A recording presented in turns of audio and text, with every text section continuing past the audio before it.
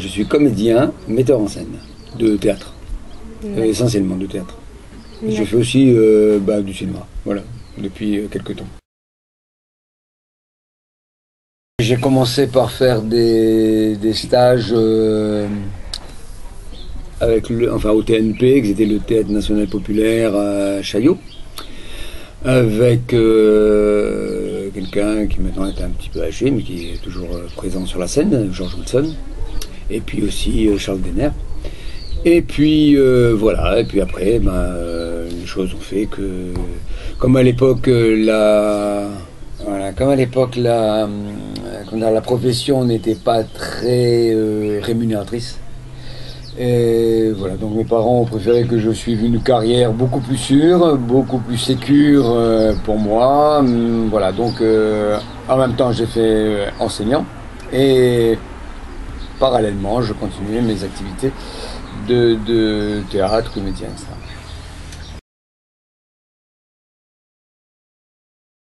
Alors, c'est un peu difficile à dire hein, parce que le seul métier de comédien de théâtre ne permet pas véritablement de vivre complètement de ça.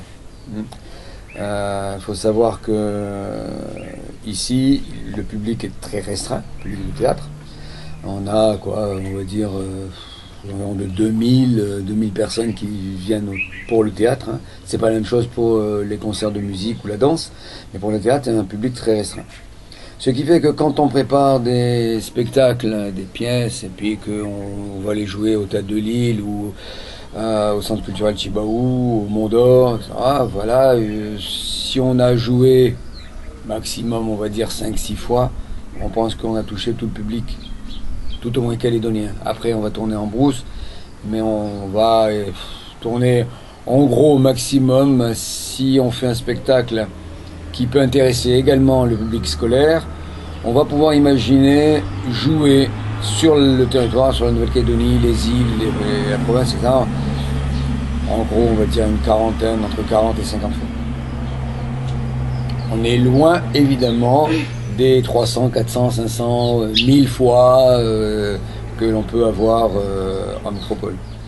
Voilà, donc jouer si peu ne permet pas évidemment de vivre complètement. Par contre, on est donc obligé de faire ce qu'on appelle des interventions dans les lycées. Donc les classes à option théâtre, les classes PAC, ou des interventions dans d'autres instituts, comme l'Institut de formation pour les maîtres, l'IUFM, ou IFPSS, également des interventions dans d'autres structures comme le CHS, même quelquefois la prison, etc. Voilà. Donc c'est ça qui nous permet, plus avec les ateliers pour les enfants, les adultes, les stages de vacances, tout ça nous permet de vivre relativement correctement. Mais c'est vraiment par rapport à ces à côté, quoi. Le seul métier de comédien de théâtre ne permettrait pas vraiment de vivre décemment. Voilà. Ah, des difficultés. Alors, la première des difficultés, c'est que elle se situe au niveau de la programmation. C'est-à-dire que actuellement, nous sommes en 2010 et il faut déjà penser à la programmation de 2011. On ne peut pas venir au Théâtre de Lille ou au Centre culturel Chibaou et dire tiens voilà j'ai un spectacle, est-ce que je peux passer la semaine prochaine? Ça sort de question, donc il faut prévoir ça très longtemps à l'avance. Lorsque je suis arrivé en Calédonie il y a déjà presque une trentaine d'années, il n'y avait pas de théâtre, on va dire, institutionnalisé. Donc j'ai créé une troupe qui s'appelait la troupe du Théâtre de l'Eure et qui était davantage axée sur le café-théâtre. Donc on bougeait dans les restos, dans les cafés, on faisait des sketchs, etc. On était ce qu'on peut appeler ce qu'on appelle du théâtre amateur. Voilà. C'est-à-dire qu'on n'était pas payé directement, quoi, hein, mais c'était travaillé un petit peu la recette, mais c'était pas ça qui nous faisait vivre. Hein. Donc chacun des membres de la troupe avait un métier, évidemment, on faisait ça en plus, quoi. Bon, et à partir de 90-92, la municipalité a commencé à réagir un petit peu à la demande culturelle. Et c'est à cette époque-là qu'on a vu apparaître une structure un peu plus élaborée, culturellement. Donc on a eu le théâtre, comment ça s'appelait ? Le théâtre de Nouméa, vous savez, TNC, théâtre de Nouvelle-Calédonie, ou voilà, oui, théâtre de Nouvelle-Calédonie, je crois que c'est ça. Voilà. Et on a fait venir donc des jeunes qui avaient envie de faire du théâtre, ça donnait des ateliers, etc. Et petit à petit, le théâtre de Lille s'est institutionnalisé. On a eu également la création du centre culturel Tchibaou, la création du centre culturel du Mont d'Or. Voilà. Et donc petit à petit, le théâtre et la culture a pris une place plus officielle. Voilà.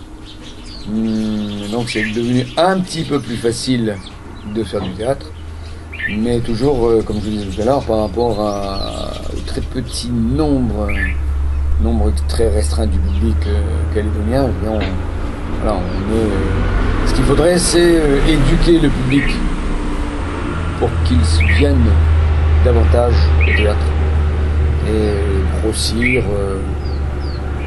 Alors c'est vrai, oui, j'ai oublié un truc, c'est qu'avant il y avait en fait qu'une seule salle de spectacle, c'était la FOL. Voilà, c'est là que se passaient la plupart des spectacles. Et pour une grande partie du public calédonien, il n'y a qu'une seule salle encore, comme on l'appelle, c'est la salle de la grande dame, la vieille dame, c'est la FOL. Voilà, donc chez les Calédoniens, même de Nouméa, le théâtre de Lille, le centre culturel de Tchibaou, le centre culturel du Mont d'Or, ils connaissent pas trop, il n'est pas très fréquenté. Donc si on arrivait à grossir ce potentiel de public, on aurait un peu plus de 4000, 5000 personnes, et là ça serait déjà beaucoup plus agréable et rentable en termes de diffusion.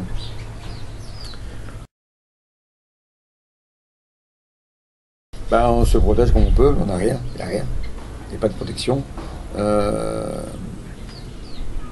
En tant protection, c'est-à-dire en tant que quoi? Parce que quand on parle de protection, c'est surtout en ce qui concerne protection des œuvres. Voilà, donc si nous on se mettait à écrire, donc j'ai écrit une pièce par exemple, cette pièce je l'ai déposée à ce qu'on appelle la SACD, c'est-à-dire la Société des auteurs, donc qui permet de préserver les droits. Voilà. Mais en tant qu'acteur, comédien, il n'y a pas de protection. Après, si vous parlez de la protection, comment dire, au niveau ce qu'on pourrait appeler le chômage, il n'y a rien. On travaille, on gagne de l'argent, on ne travaille pas, on gagne rien. Il n'y a pas de chômage, il n'y a pas d'assédique comme il peut y avoir en France.